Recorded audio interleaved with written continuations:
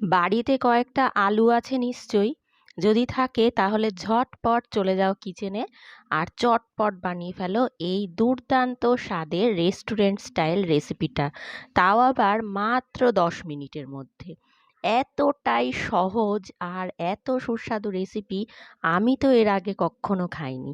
তোমরা পুরোটা দেখো, তাহলে তোমরাও বলবে যে তোমরাও এর আগে কখনো দেখোনি। তো আমাদের এই রেসিপিটা বানানোর জন্য কিন্তু লাগছে 4টে আলু, মানে আমি 4টে আলু দিয়ে বানিয়েছি। তোমরা চাইলে আরও বেশি করে আলু দিয়ে বানাতে পারো বা আরও কম দিয়ে বানাতে পারো, কোনো সমস্যা নেই। তো প্রথমেই আলু 4টের খোসা ভালো করে ছাড়িয়ে ফেলতে হবে। বন্ধুরা, রেসিপিটা দেখতে দেখতে তোমরা কিন্তু কমেন্টে আমাকে অবশ্যই জানিয়ে দিও যে তোমরা কে কোথা থেকে আমার ভিডিওটা দেখছো। আর রেসিপিটা দেখতে দেখতে যদি ভালো লেগে যায় তাহলে লাইক কিন্তু একটা অবশ্যই করে দিও। তো দেখো, কথা বলতে বলতে আলুর খোসাটা কিন্তু ছাড়িয়ে ফেলেছি। তো একে একে কিন্তু সব কটা আলুর খোসাই ছাড়িয়ে ফেলবো।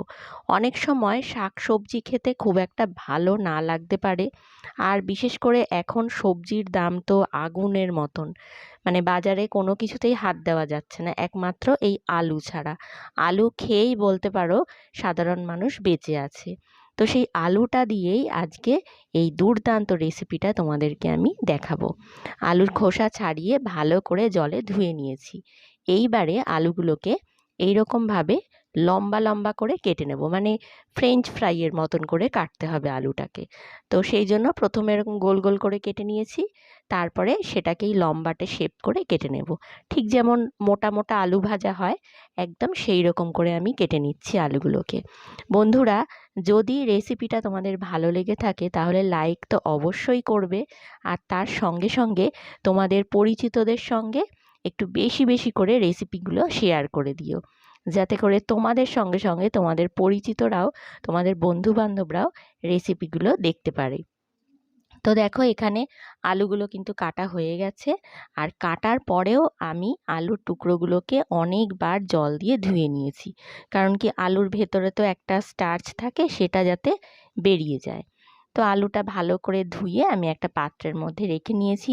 দেখেই বুঝতে পারছো যে আলুগুলোকে কিভাবে কেটেছি, ঠিক এই রকমভাবে ফ্রেঞ্চ ফ্রাই যেইভাবে বানায় সেইভাবে।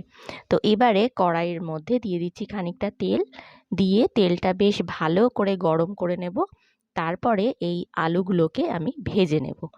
আর আলুগুলোকে ভাজার সময় নুন প্রথমে আমি দেব না। আমি যখন আলুটা বেশ অনেকটা ভাজা হয়ে যাবে, একটু নরম নরম হয়ে যাবে, তারপরে নুন দেব। তো প্রথমে একেবারে হাই ফ্লেমে একটু নাড়াচাড়া করে আলুটাকে ভেজে নিতে হবে। আর ভাজার সময় খেয়াল রাখতে হবে যাতে আলুটা ভাজার সঙ্গে সঙ্গে সেদ্ধ হয়ে যায়। সেই জন্য আমি কিন্তু এটাকে মানে ঢাকা দিয়ে দিয়ে ভাজবো। আর এই রান্নাটা করার সময় এই যে ভেজে নেওয়াটাই কিন্তু মানে মেন কাজ বলতে পারো। এরপরে বিশেষ সময় থাকবে না আলুটা সেদ্ধ করার। সেই জন্য এই ভাজার সময় একটু সময় নিয়ে আলুটাকে সেদ্ধ করে নিতে হবে। একটু high flame, low flame, medium flame এইরকম করে উল্টে পাল্টে মোটামুটি আলুটা যাতে ক্যাতক্যাতে না হয়ে যায়, নরম হয়ে আবার সিদ্ধও হয়, আর একটু মানে লাল লাল করে ভাজাও হয়, এই খেয়ালটা রাখতে হবে। তো দেখো, আমি বেশ কিছুক্ষণের জন্য ঢাকনা চাপা দিয়ে উল্টে পাল্টে ভেজে নিয়েছি। আলুগুলো বেশ একটু লালচে লালচে ভাব এসেছে আর একটু নরমও হয়ে গেছে। একটু মানে ভালো রকমই সেদ্ধ হতে হবে, না হলে কিন্তু রান্নাটা মানে ভালো লাগবে না। হয়ে যাওয়ার পরে আলুটা কিন্তু এই সময় যদি না সেদ্ধ হয়ে যায় তাহলে রান্নাটা হয়ে যাওয়ার পরে কিন্তু ওই কাঁচা ভাবটা থেকে যাবে। তো এবারে আমি এর মধ্যে সামান্য পরিমাণে লবণ দেব। খুবই সামান্য, মানে পুরো রান্নার জন্য যে লবণ দরকার ততটা লবণ আমি কিন্তু দিচ্ছি না। একদম সামান্য, শুধু আলুটার মধ্যে যাতে লবণ ঢোকে সেই জন্য। তো খানিকটা লবণ দিয়ে নাড়াচাড়া করে আবারও কিছুক্ষণের জন্য একটু ঢাকা চাপা দিয়ে আলুটাকে ভেজে ভেজে নিতে হবে। তো এবার আমি আলুটাকে, এই যে ভেজে রাখা আলুটাকে একটা পাত্রের মধ্যে নামিয়ে নেব।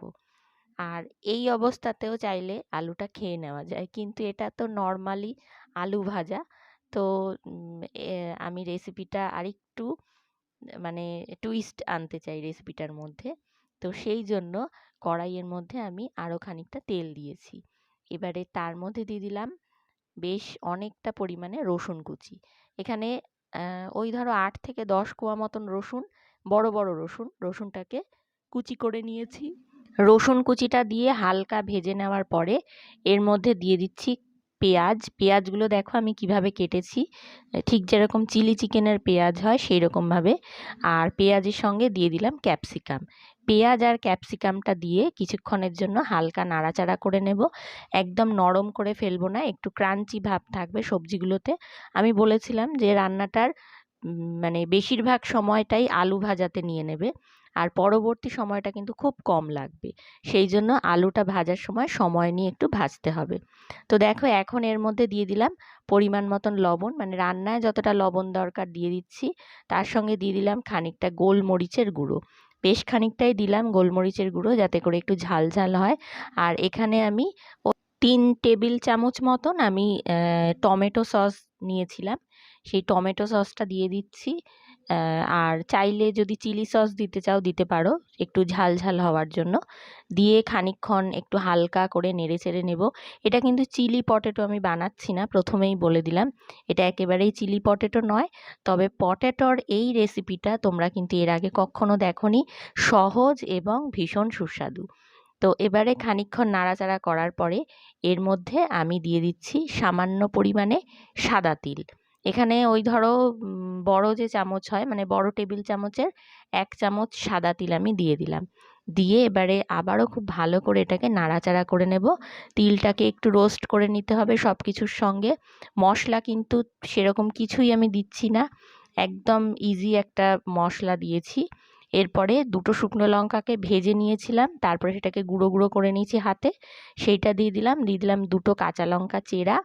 এরপরে আমি এর মধ্যে দিয়ে দেবো এই যে ভেজে রাখা আলুটা দিয়ে এবারে সমস্ত কিছুর সঙ্গে খুব ভালো করে মিক্স করতে হবে। খুব ভালো করে মিক্সটা করতে হবে যাতে আলুর মধ্যে যে এটার মানে এই যে গ্রেভিটার মতন হয়েছে এটার যে টেস্টটা সেটা সম্পূর্ণভাবে ঢুকে যায়। সেই জন্য খুবই ভালো করে এটাকে নাড়াচাড়া করে একটু মিশিয়ে নিতে হবে। তো দেখতেই পাচ্ছ যে আলুটা প্রথমেই রান্না করার সময়, মানে ভাজার সময় একটু আগে থাকতে বেশি করে সেদ্ধ করে রাখলে ভালো হয়, মানে ভাজতে ভাজতে সেদ্ধ করে রাখতে হবে। আর এখন এর মধ্যে আমি দিয়ে দিচ্ছি খানিকটা কর্নফ্লাওয়ার গোলা জল, মানে ওই ধরো 2 চামচ কর্নফ্লাওয়ার হাফ বাটি জলের মধ্যে আমি গুলিয়ে নিয়েছি, নিয়ে সেইটা দিয়ে দিলাম। এতে যে গ্রেভির যে টেক্সচারটা সেটা একটু ঘন ঘন হবে। আর গ্রেভি এটাতে একেবারেই হবে না, এটা বেশ ড্রাই টাইপের হবে, একদম শুকনো শুকনো মতন হবে। তো এই নাড়াচাড়া করতে করতেই কিন্তু রান্নাটা একদম তৈরি হয়ে গেছে। এখন যেটা করব, ওপর থেকে দিয়ে দেবো একদম ফ্রেশ কুচিয়ে নেওয়া ধনেপাতা। এটা অবশ্যই কিন্তু দেবে, তাহলে কিন্তু এই রেসিপিটার টেস্ট একেবারে অপূর্ব হবে। তো আমাদের এই ট্যাঙ্গি পটেটো রেসিপিটা কিন্তু একদম তৈরি হয়ে গেছে। এত সুস্বাদু, আর এটা কিন্তু অবশ্যই তোমরা চেষ্টা করবে রুটি বা পরোটা দিয়ে খাবার, তাহলেই এটা বেশ ভালো লাগবে, মানে জমবে ব্যাপারটা আর কি। ভাতের সঙ্গে খুব একটা ভালো লাগবে না, বা এমনি সন্ধেবেলা টুকটাক মুখ চালানোর জন্য এটা বানিয়ে নিতে পারো। সন্ধেবেলা যে হালকা একটা খিদে খিদে পায়, তখন যদি ঝটপট করে এটা বানিয়ে নাও তাহলে কিন্তু বেশ লাগবে, বেশ একটা রেস্টুরেন্টের মতন ফিল আসবে। তো আমার আজকের রেসিপি কিন্তু এখানেই শেষ। তোমাদের কেমন লাগলো কমেন্টে জানাতে ভুলো না। ভালো লাগলে লাইক শেয়ার সাবস্ক্রাইব করতে ভুলো না। ধন্যবাদ।